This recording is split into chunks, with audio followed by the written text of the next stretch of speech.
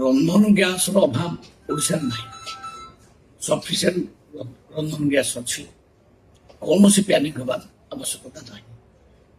ଏଇ ଯୋଉ ସିଚୁଏସନକୁ କିଛି ଲୋକ ଭାବୁଛନ୍ତି ଯେ ଗୋଟେ ଏମର୍ଜେନ୍ସି ଆସିଗଲା, ଘରେ 2ଟା 3ଟା 4ଟା ଗ୍ୟାସ ଥାଉ, ସେମିତି କରନ୍ତୁ ନାହିଁ। ଯେତିକି ଆବଶ୍ୟକ ସେତିକି ଅର୍ଡର ଦିଅନ୍ତୁ, କାହିଁକି ଏଇଟା ସଫିସିଏଣ୍ଟ ଗ୍ୟାସ ଅଛି। କାଲି ରାଜ୍ୟର ଯେତେ ଗୁଡ଼ିଏ କମ୍ପାନୀ AOCL, BPCL, HPCL ସମସ୍ତଙ୍କୁ ଡକା ହେଇଥିଲା, ସମସ୍ତଙ୍କ ଡାଟା ବି ନିଆଗଲା, ସମସ୍ତଙ୍କ ପାଇଁ ସଫିସିଏଣ୍ଟ ଗ୍ୟାସ ଅଛି। ଆଉ ବଡ଼ କଥା ହେଲା ଆମର ପାରାଦୀପରେ ରିଫାଇନାରୀ ଅଛି, ଏଠି ପାଇପଲାଇନରେ ମଧ୍ୟ ଗ୍ୟାସ ଆସୁଛି, ଗ୍ୟାସର ଅଭାବ ଜମା ହବନି।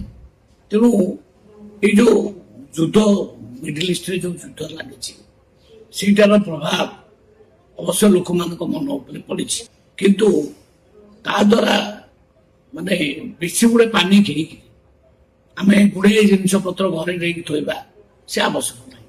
କାରଣ ତାର ପ୍ରଭାବ ଭାରତବର୍ଷ ଭିତରେ ଉପରେ, ତାର ବିଶେଷ କରି ଓଡ଼ିଶା ଉପରେ ଆଦୌ ପଡ଼ିବ ନାହିଁ।